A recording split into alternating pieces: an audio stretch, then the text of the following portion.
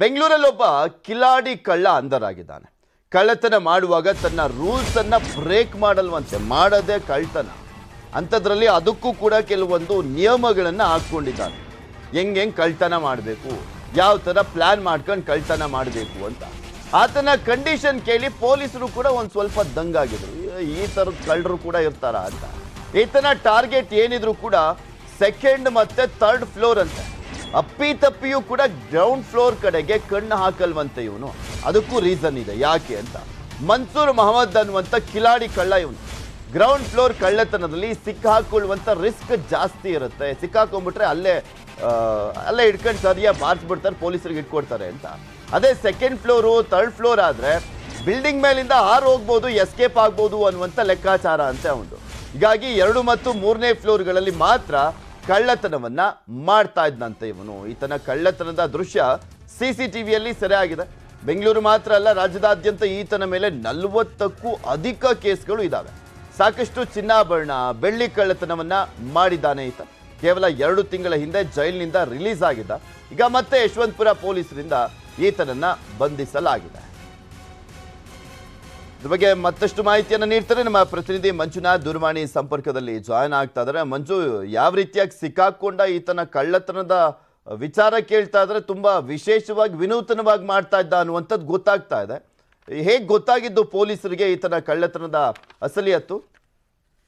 ಖಂಡಿತವಾಗ್ಲೂ ಪೃಥ್ವಿ, ಬೆಂಗಳೂರು ನಗರದಲ್ಲಿ ಕಳ್ಳತನ ಮಾಡುವುದರಲ್ಲೂ ಕೂಡ ಒಂದಷ್ಟು ರೂಲ್ಸ್ ಗಳನ್ನ ಇಟ್ಕೊಂಡು ಕಳ್ಳತನ ಮಾಡುವಂತ ಒಂದು ವಿಚಿತ್ರ ರೀತಿಯಂತ ಕಳ್ಳ ಅಂತಾನೆ ಹೇಳ್ಬೋದು. ಮೊಹಮ್ಮದ್ ಮನ್ಸೂರ್ ಎನ್ನುವಂತ ಈ ಒಂದು ಕಳ್ಳ ಈತ ಕರ್ನಾಟಕ ರಾಜ್ಯದಲ್ಲಿ ಒಟ್ಟು 40 ಕಡೆಗಳಲ್ಲಿ ಇದೇ ರೀತಿಯಂತ ಒಂದು ಮನೆ ಕಳ್ಳತನವನ್ನು ಕೂಡ ಮಾಡ್ಕೊಂಡಿದ್ದ. ಮತ್ತು ಆತ ಯಾವುದೇ ಒಂದು ಮನೆಯನ್ನ ಕಳ್ಳತನ ಮಾಡಬೇಕು ಅಂದ್ರೆ ಮೊದಲನೇ ಒಂದು ಟಾರ್ಗೆಟ್ ಅನ್ನ ಫಿಕ್ಸ್ ಮಾಡ್ಕೊಂತಿದ್ದ. ಅಂದ್ರೆ ಗ್ರೌಂಡ್ ಫ್ಲೋರ್ ನಲ್ಲಿರುವಂತಹ ಮನೆಯಲ್ಲಿ ಯಾವುದೇ ಕಾರಣಕ್ಕೂ ಕೂಡ ಆತ ಕಳ್ಳತನ ಮಾಡೋದಕ್ಕೆ ಹೋಗ್ತಾ ಇರಲಿಲ್ಲ. ಯಾಕಂದ್ರೆ ಗ್ರೌಂಡ್ ಫ್ಲೋರ್ ನಲ್ಲಿ ಏನಾದ್ರೂ ಕಳ್ಳತನ ಮಾಡುವಂತ ಟೈಮ್ ನಲ್ಲಿ ಏನಾದ್ರೂ ಸೌಂಡ್ ಬರುವಂತದ್ದಾಗಿರ್ಬೋದು, ಯಾರಿಗಾದ್ರೂ ಅನುಮಾನ ಬಂದ್ರೆ ಇಮಿಡಿಯೇಟ್ ಆಗಿ ನನ್ನನ್ನ ಅವ್ರಿಗೆ ಹಿಡಿಬಹುದು ಅನ್ನೋ ಒಂದು ಕಾರಣಕ್ಕೋಸ್ಕರ ಗ್ರೌಂಡ್ ಫ್ಲೋರ್ ನ ಆಯ್ಕೆ ಮಾಡ್ಕೊಂತಿಲ್ಲ. ಬದಲಾಗಿ ಫಸ್ಟ್ ಫ್ಲೋರ್ ಅಥವಾ ಸೆಕೆಂಡ್ ಫ್ಲೋರ್ ನಲ್ಲಿ ಇರುವಂತಹ ಒಂದು ಮನೆಗಳಲ್ಲಿ ಆಯ್ಕೆ ಮಾಡ್ಕೊಳ್ತಿದ್ದ. ಯಾಕಂದ್ರೆ ಆ ಒಂದು ಮನೆ ಕಳ್ಳತನ ಮಾಡ್ಕೊಂಡು ಆತ ಅಲ್ಲಿಂದ ಎಸ್ಕೇಪ್ ಆಗೋಕೆ ಈಸಿ ವೇ ಅದು ಅನ್ನುವಂತ ಕಾರಣಕ್ಕೋಸ್ಕರ ಫಸ್ಟ್ ಫ್ಲೋರ್ ಅಥವಾ ಸೆಕೆಂಡ್ ಫ್ಲೋರ್ ನಲ್ಲಿ ಮನೆಗಳನ್ನ ಟಾರ್ಗೆಟ್ ಮಾಡ್ಕೊಂಡು ಕಳ್ಳತನ ಮಾಡ್ತಿದ್ದ.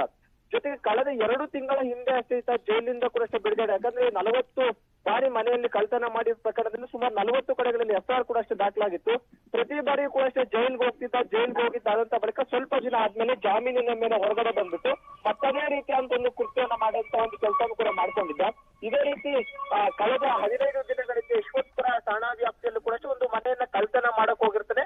ಕಳ್ಳತನ ಮಾಡ್ಕೊಂಡು ಚಿನ್ನಾಭರಣನ ದೋಚ್ ಹೋಗಿರ್ತಾರೆ. ಜೊತೆಗೆ CC ಕ್ಯಾಮೆರಾದ ದೃಶ್ಯಾವಳಿಯನ್ನ ಆಧಾರ ಮಾಡಿಟ್ಕೊಂಡಂತ ಪೊಲೀಸರು ಕೊನೆಯದಾಗಿ ಈತನ ಹಿಡಿದಿರ್ತಾರೆ. ಹಿಡಿದು ವಿಚಾರಣೆ ನಡೆಸಿದ ಸಂದರ್ಭದಲ್ಲಿ ಈತನ ಮೇಲೆ ಒಟ್ಟು 40ಕ್ಕೂ ಅಧಿಕ ಪ್ರಕರಣಗಳಿರುವಂತದ್ದು ಕೂಡ ಗೊತ್ತಾಗಿತ್ತು. ಜೊತೆಗೆ ಈತ ಪ್ರಮುಖವಾಗಿ ದಿಕ್ತಪ್ಸೋಕೆ ಮತ್ತು ಈತ ಯಾರಿಗೂ ಸಿಗದೆ ಎಸ್ಕೇಪ್ ಆಗೋಕೆ ಅಂದ್ರೆ ಫಸ್ಟ್ ಫ್ಲೋರ್ ಮತ್ತು ಸೆಕೆಂಡ್ ಫ್ಲೋರ್ ನ ಮನೆ ಟಾರ್ಗೆಟ್ ಮಾಡ್ಕೊಂಡು ಕಳ್ಳತನ ಮಾಡ್ತಿದ್ದ ಅನ್ನೋದು ಕೂಡ ಬಯಲಾಗಿರುವಂತದ್ದು. ಓಕೆ, ಥ್ಯಾಂಕ್ ಯು ಮಂಜು ನಿಮ್ಮೆಲ್ಲ ಮಾಹಿತಿಗಾಗಿ.